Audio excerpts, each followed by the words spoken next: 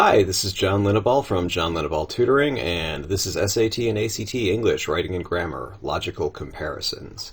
Make sure you compare apples to apples and not apples to oranges. What we're covering here: what's a logical comparison? Why use one? Why do we need to know this? When should we use logical comparisons? When shouldn't we use them? When you like the video, well, if you like this video, I should say, please don't forget to give this a thumbs up, subscribe to my channel, and click on the little bell in the top right corner for notifications. What's a comparison? We use comparisons all the time to tell each other important information. Comparisons help people understand something you're describing that they haven't seen, touched, smelled, heard, or tasted, experienced themselves, by letting you know what common things the thing you're describing is like. The box I used to mail it was about the size of a shoebox. Well, we all know what a shoebox looks like. He's about as tall as Jim. Assuming you know who Jim is and how tall he is, that's a great comparison. It's important that comparisons make sense. That is, they're logical comparisons. Really? That's it? I know you're thinking, a logical comparison is one that makes sense, so a logical comparison is a comparison that is logical. How helpful. That's great, John. Thanks a lot. All right. The SAT and ACT test to see if you know how to spot and correct common errors that lead to logical errors, contradictions, impossibilities, or improbabilities, especially since people make these errors all the time in everyday speech. Basically, our brains autocorrect for those because when somebody says something like that, we know what they really mean. For example, when somebody says, "Well, I could care less," well, you know from the tone and the way that that's used, no, they mean they couldn't care less. All right, you'll be expected to know this when you're at college. You'll be expected to know this after college. Knowing this sort of thing will make you feel smarter. It should, since your writing will be easier and more interesting to read, and you'll sound smarter. Logical comparisons make your speech more precise. They can help you avoid smart aleck responses. You won't have to say things like, "Oh, come on, you know what I mean." They'll help you avoid legal ambiguities, that is, smart alecky responses that can lead to real legal consequences in contracts, property law, criminal law, and the like. For example, it could happen in court. "Isn't it true that you told my client the gas mileage of a Hummer was better than a Ford Pinto?" I certainly did not say that. Even if the witness did say that a Hummer gets better mileage than a Pinto, a Hummer is this huge monstrosity here, and the top car is a Ford Pinto from the 70s.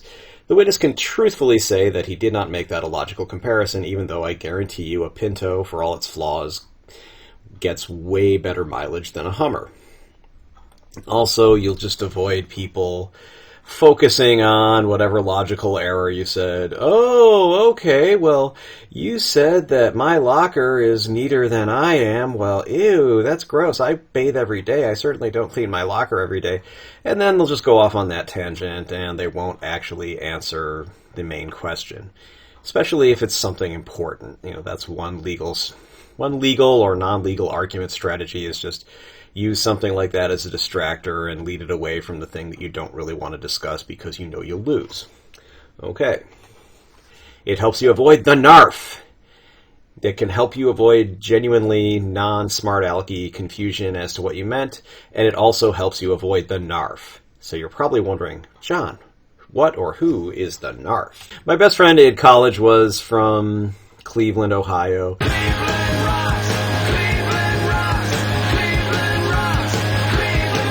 I went to college in the late 80s and early 90s, and basically he used the word NARF and explained that a NARF was the kind of person that a nerd looks at and goes, "Oh my god, what a nerd." So a NARF is a nerd's nerd.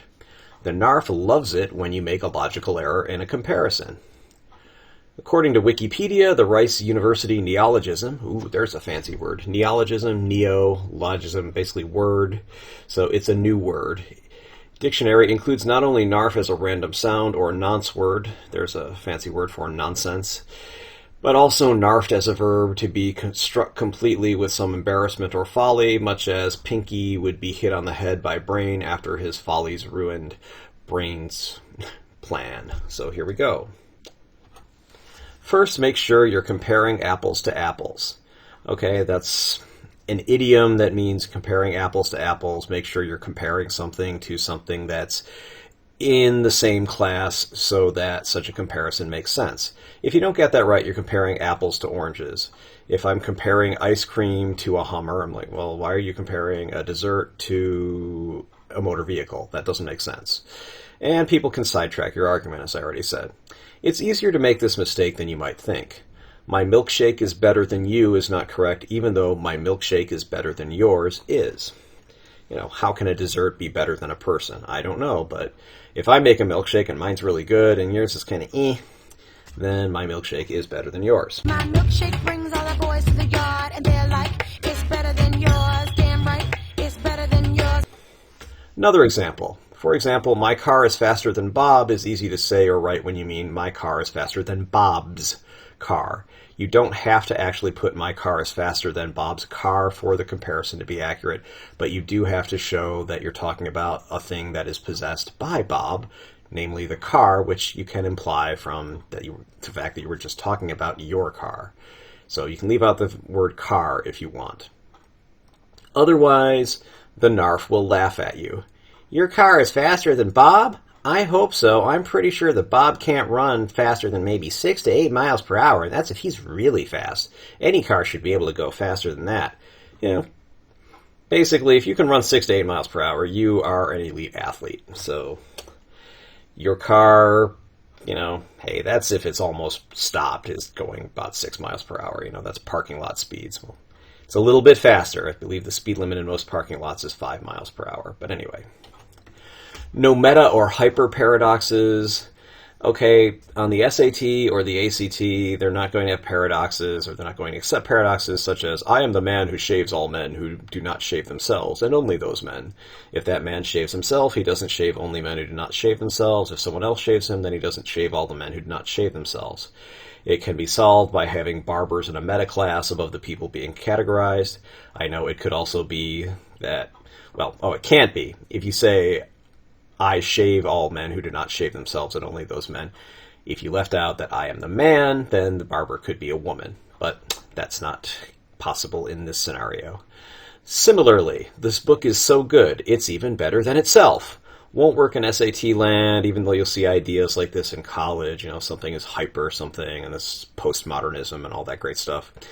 Something being more X than X, or hyper X. Somebody can be hyper masculine, hyperactive, things like that. Okay, you've heard hyperactive, usually shortened to hyper. Oh my God, he won't settle down, he's so hyper. Okay, or can God make a stone so heavy even he cannot lift it? So, those are all great things to rattle around in your head, they're fun, but they're not going to be the right answer on the ACT or the SAT. You may have seen some of these things, you'll hear and see others in college, but they won't work on the SAT or the ACT, as I just said. In SAT and ACT land, something can't have any more of any quality than itself. You're probably thinking, how does that apply here? Well, I'm glad you asked. If I say my English teacher, Mr. Brown, is better than any teacher, I'm saying Mr. Brown is better than himself since he's a teacher. That doesn't make any sense, so the NARF will make fun of you. Wow, that must be some theoretical parallel universe in which Mr. Brown can be better than himself. I haven't studied that yet, but that sounds really cool.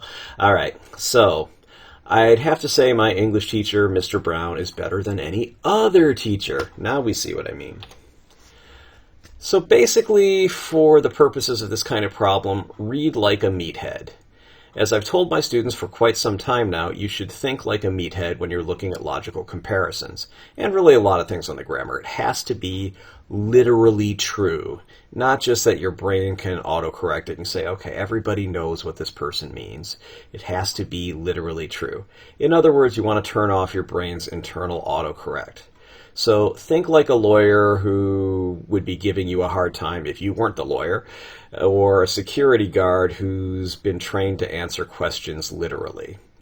So, okay, if you're a lawyer or if you go to law school, usually the first thing somebody will ask you if they found out you're a law student is, can you tell me what time it is?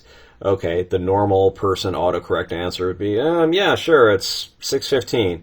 I didn't ask you what time it was. I asked you if you could tell me what time it is. Ha ha ha ha ha. So pretty quickly you just say, yes, I can. That is the correct lawyer answer where you are literally answering the question that has been asked of you. The security guard answer might be something like this. Excuse me, Mr. Security Guard, where's the bathroom in this building? The normal answer would be, oh, it's in the back in the right corner. It's right behind that rack of clothes over there. You'll see the sign. Meathead answer, I'm sorry, but there are no bathing facilities here. The gym down the street has some, though. If you're a member, I think you can buy a day membership for $20 or something like that if you desperately need to take a bath. Okay. So then, of course, you'll ask security, that's very funny. I need to use the restroom. Oh, you should have asked for the restroom. It's right over there. Ha, ha, ha. So that's basically it for logical comparisons. That's all you need to know is read very literally, very carefully. Make sure you're comparing like things to like things, and make sure that you're not saying something is better than itself. So, did you find this video useful? If you did, please like it and subscribe to this channel. Neither action costs you anything. Worst thing that's going to happen, you get an email once in a while from Google, and it really is once in a while.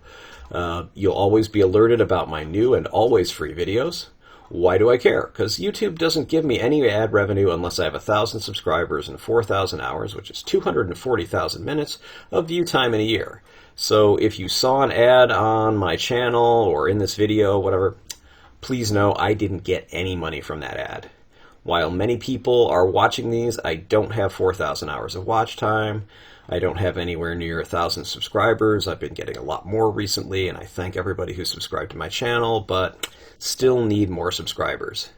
For the same reasons, you're not only welcome, but encouraged to share links to this video, put it in playlists, do whatever you want with it as long as you give me credit for it. I'm happy to read and respond to constructive criticism or suggestions for new videos. If you say I didn't understand it or I think you made a mistake, it's entirely possible that I made a mistake. It's fine. Love to hear from you. I do reserve the right to delete comments from and block those who specialize in destructive criticism. Just a fancy way of saying trolls or things that are off topic. Spammers, disturbed people, somebody who only has one issue in their life and wants to spread the love all over the internet about the one thing that they care about that most people don't. All right. Anyway, on a more positive note, thanks for watching. Hope you do well on the SAT or the ACT or whatever test you're going to take or in whatever kind of endeavor that you are engaged in which you thought that watching this video would help you. All right. Have a nice day.